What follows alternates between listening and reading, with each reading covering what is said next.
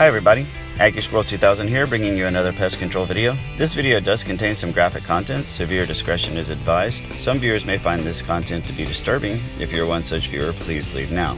These videos are not meant to glorify the killing of animals, but are being provided as an educational resource for pest control and for hunting. So today I'm going to be shooting ammunition from rat sniper slugs.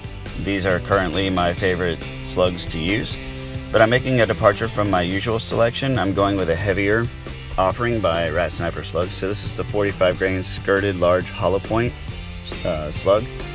This carries with it about 10 to 12 more grains of weight than my usual selection, which is the 31.9 grain Wicked Monster rebaited boat tail.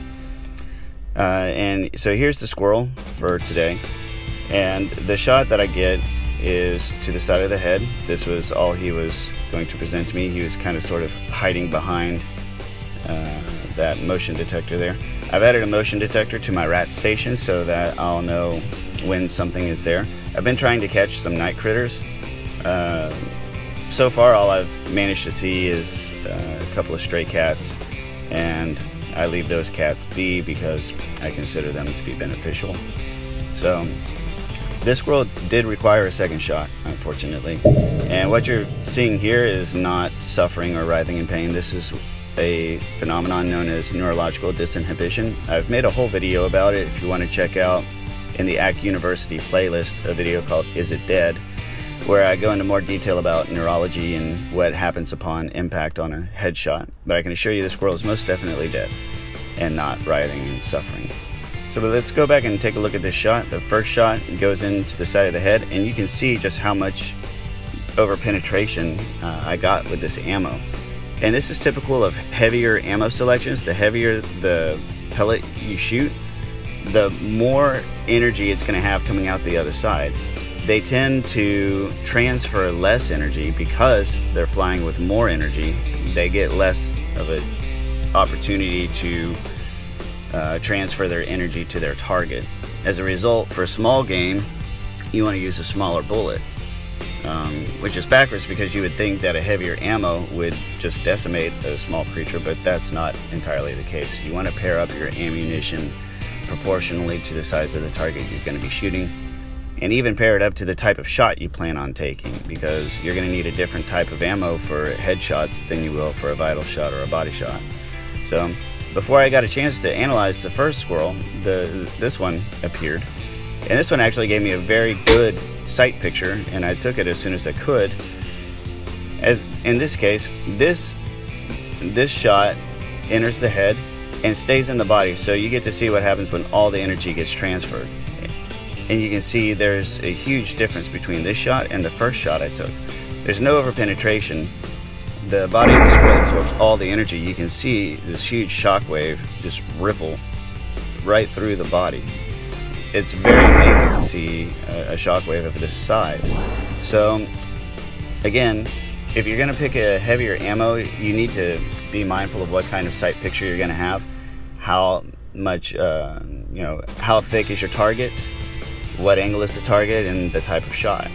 If you're doing a broadside shot, you need to go with a lighter ammo, but if you're doing a head-on shot, you can use a heavier ammo and get deeper penetration, whereas on a shot like that, a lighter ammunition might not cut it because you're going into a headshot and then into the rest of the body. Now here's the entry wound for the squirrel number one. That was the first shot. You saw it was a pretty good sized hole. And here's the exit on the other side of the cheek. Again, it's about an equal sized hole to the entry wound. There was really not much chance for expansion because the head is so narrow. It's about 1.5 inches thickness of a head. And so most of the expansion just doesn't happen. And that's why you see such a very large bullet strike behind the squirrel in the video of the shot. The second shot, I'll show you that in a second, but here's another, you can see up close, very good size entry, very clean, very round. Here's the exit, and you can see that it's pretty much the same size. But I did find this was very curious. And I don't know what this was, if this was something stuck to him or maybe a piece of bone ejected from one of the shots. I had to actually go back and get some pliers to pull this thing off. I don't quite know what it is. This was about the best shot. I wasn't going to try to do any forensics and whatever on it. I pulled this out, and this came out around the entry wound for the second shot. I don't know if this was like a piece of bone or tissue or something ejected from one of the shots, but if you know what that is, please let me know. Now, this is the second shot. This is very interesting. There's no blood at all. And this was an instant kill. And very rarely, I don't think I've ever seen a headshot where there was no bleeding whatsoever.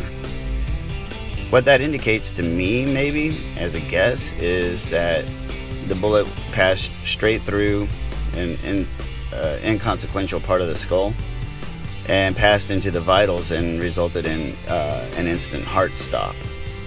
Because it instantly stopped the heart and no blood's pumping. And that's what I think happened here. I think the bullet just went straight through the skull, down into the chest, and the shockwave. You saw it was a pretty massive shockwave, so the internal damage that something like that would do would just be huge. So I'm pretty sure that's what happened here. You can see the entry right there on the cheek, just below the eye. And yeah, so I guess what I'm learning here in all of these experiments is that, you know, ammo choice and your sight picture definitely matter. Make sure you pair the two up correctly. That's it. Please like, comment, or share, and we'll see you on the next video.